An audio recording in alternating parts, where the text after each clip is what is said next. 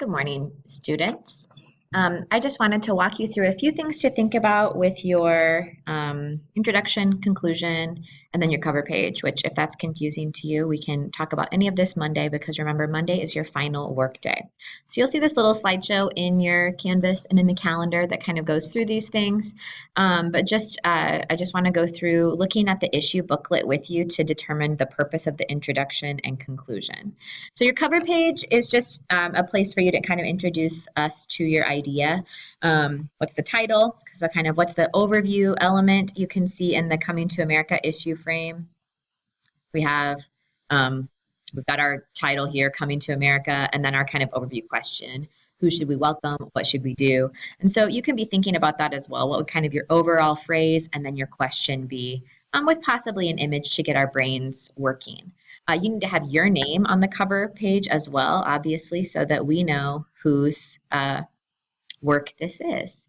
So you're just setting the tone for us as a reader. Obviously, this will not need to be in MLA format from a heading and header perspective because a heading perspective. It would be helpful in the document if you do include a header so that we kind of know what page we're on. And that way your readers can talk about your piece as well. But you don't need to have a big MLA heading really anywhere in your piece because it doesn't really make sense for this media format.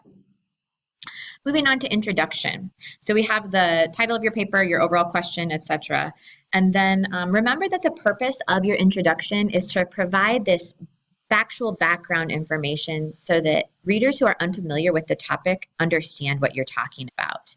And so you can kind of think about this with 2 points. What do we currently know about your issue or angle? And this is overall. If we look at this issue booklet's intro, what you're looking at is kind of pages 1, 2, and 3.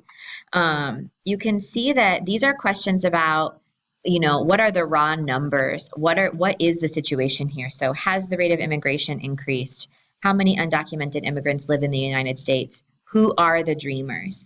These are not necessarily tied to any of the options or angles. It's just trying to give the reader background information they would need to know that would apply to each of the options. So kind of think if you're putting it in this section, it's helping us understand your topic as a whole. You have a couple choices here. You can do this as a question and answer like you see in the booklet, or you can do this as paragraphs that help us understand the topic better. Just make sure that each of your points that you include in this section helps us understand each of the options better. Oops, that's not what you need to see.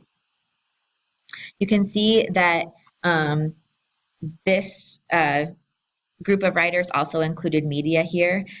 You can do that as well to enhance your understanding of any of your background information. One thing that I would recommend you do after you write your introduction is read through your other options and see if there's any background information that you can cut from those options now that you have this background information in, because you might find yourself kind of repeating things. One of the choices you need to make as a writer is what's the best place for this information for my reader so that either it remains as kind of neutral information or it remains as information that helps me understand an option better. Again, any questions that you might have, we can address in class on Monday as you're finishing everything up. Okay, the conclusion is super simple because you are just doing a really short paragraph that reflects on the overall options and values the values that this whole issue asks us to discuss. And then your central questions that kind of hit all of the options based on the work that you did. So let's take a look at, I'm having trouble with my tabs. Let's take a look at what this looks like in the booklet. So you've got this page, closing reflections. You can see this is a really little paragraph. Acting on the ideas and proposals presented here will bring about changes that affect all of us in every city and town, those of us who are citizens and those of us who are not. So you can see that this kind of brings the reader back to, okay, this is how immigration is an important thing to think about. What is the important with your issue to think about and leave us with? Okay, so it is important to think carefully about what matters most to us and what kinds of decisions and actions will enable our communities and country to thrive. That last sentence frames this as a community issue and a country issue What makes sense for your individual topic and why? Excuse me. And then these 4 questions are the questions that kind of guided the whole conversation. So if we look back at the introduction, these 4 questions are kind of what close the introduction to help the readers kind of figure out, these are the things I'm thinking about.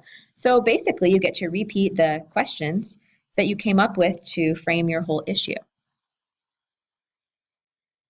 So it's right before this. You do not need to do those last summary pages.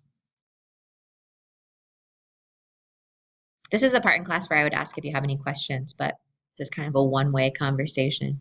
So if you have any questions about what you're doing, bring them to class Monday, and we will help you finish this thing up so that we can move into peer response.